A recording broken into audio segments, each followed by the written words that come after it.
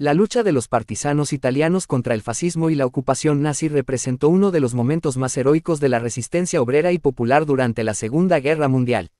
Sin embargo, el potencial revolucionario de este movimiento fue desviado y traicionado por las políticas estalinistas del Partido Comunista Italiano, subordinadas a los intereses de la Unión Soviética bajo Stalin.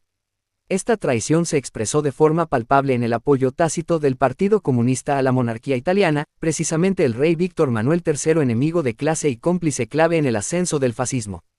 Estas decisiones no pueden entenderse fuera del marco de los acuerdos internacionales, particularmente los alcanzados en la Conferencia de Yalta, donde los aliados y Stalin acordaron dividir Europa en esferas de influencia, relegando a Italia al control capitalista occidental.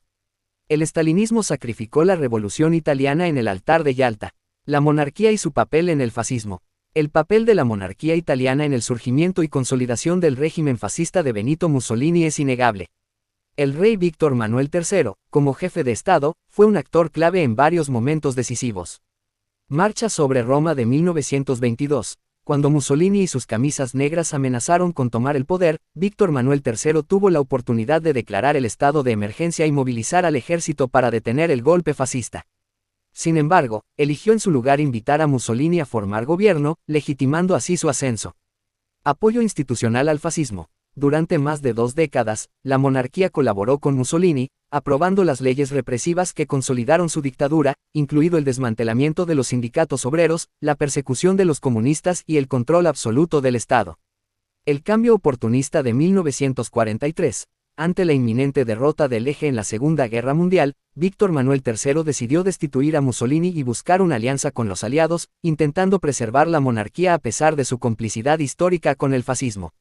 El apoyo tácito del Partido Comunista al rey. A pesar de este oscuro historial, el Partido Comunista, liderado por Palmiro Togliatti, adoptó una política de conciliación con la monarquía tras la caída de Mussolini, mostrando cuán lejos había llegado la degeneración burocrática de los partidos comunistas con el estalinismo. Bajo la influencia de Moscú, el PCI promovió una estrategia de supuesta unidad nacional, buscando aliarse con todas las fuerzas antifascistas, incluidas aquellas supuestas fuerzas antifascistas representaban a la burguesía y a la monarquía. En otras palabras, esto fue una política reformista de colaboración de clase. Esta política implicó legitimar al rey y su régimen provisional.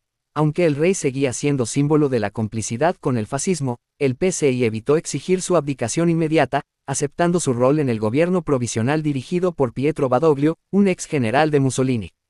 Desmovilizar la lucha revolucionaria. Al priorizar la alianza con sectores burgueses y posponer cualquier transformación socialista, el PCI desvió a los partisanos de una posible insurrección que pudiera derrocar no solo al fascismo, sino también al capitalismo y la monarquía. Participar en un pacto burgués. El Partido Comunista contribuyó a estabilizar el régimen capitalista italiano al aceptar las reglas del juego parlamentario tras la guerra, renunciando a liderar un cambio estructural en beneficio de la clase trabajadora. Yalta y el reparto de Europa. La Conferencia de Yalta, celebrada en febrero de 1945, marcó un punto de inflexión en la política global de la Unión Soviética y en el destino de Italia. En esta reunión, los líderes aliados Stalin, Roosevelt y Churchill, acordaron dividir Europa en esferas de influencia.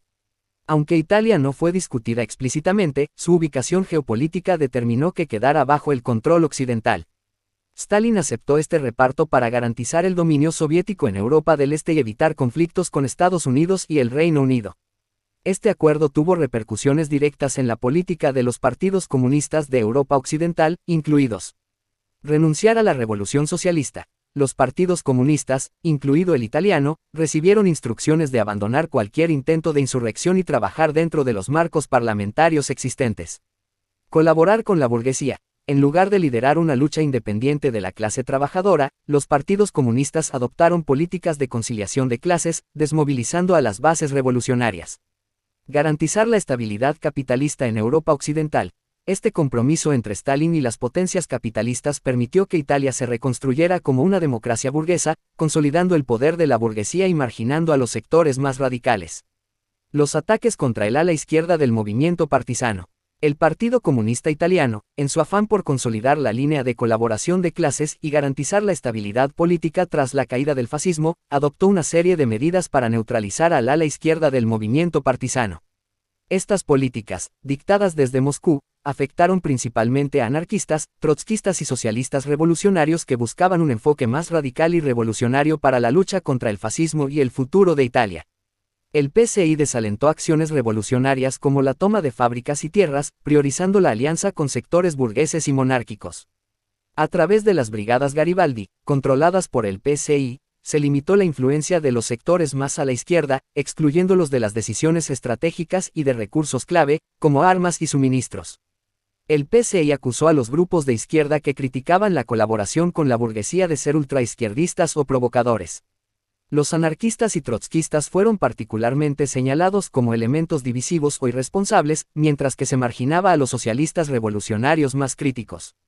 En algunos casos, militantes trotskistas, anarquistas y comunistas disidentes fueron perseguidos, e incluso asesinados, bajo pretextos de traición o sabotaje. El PCI controló el acceso a armas y recursos proporcionados por los aliados, negándolos a los grupos que no se alineaban con su política. La decisión de apoyar al rey Víctor Manuel III y al gobierno de Badoglio dividió a los partisanos revolucionarios, quienes esperaban una ruptura total con las instituciones que habían sustentado el fascismo. Las consecuencias de la traición estalinista. La estrategia del PCI y los acuerdos de Yalta tuvieron profundas repercusiones en el desarrollo político y social de Italia. Conservación temporal de la monarquía. Aunque Víctor Manuel III abdicó en 1946 en favor de su hijo, Humberto II, la monarquía fue abolida ese mismo año mediante un referéndum, evidenciando el rechazo popular hacia la complicidad del rey con el fascismo. Desmovilización del movimiento obrero. La política antimarxista de unidad nacional desactivó el potencial revolucionario de la clase trabajadora italiana, que había demostrado su capacidad de lucha durante la resistencia partisana. Reconstrucción capitalista de Italia. Italia se convirtió en un aliado clave de Estados Unidos durante la Guerra Fría, recibiendo ayuda del Plan Marshall y adoptando un modelo político que excluía cualquier posibilidad de transformación socialista. Fortalecimiento de la burguesía. Al aliarse con sectores burgueses y participar en el gobierno provisional, el PCI contribuyó a preservar las estructuras capitalistas que habían sostenido al fascismo, consolidando la democracia burguesa. La traición del estalinismo en Italia no solo desvió la lucha revolucionaria de los partisanos, sino que también permitió la conservación del capitalismo y de las estructuras de poder reaccionarias. Al aceptar las imposiciones de Yalta y colaborar con la monarquía, el PCI sacrificó el potencial de una revolución socialista en Italia, frustrando las esperanzas de millones de trabajadores y campesinos. Este episodio demuestra una vez más cómo el estalinismo actuó como un freno para la revolución mundial, subordinando los intereses de la clase trabajadora a los cálculos diplomáticos y geopolíticos de la burocracia soviética.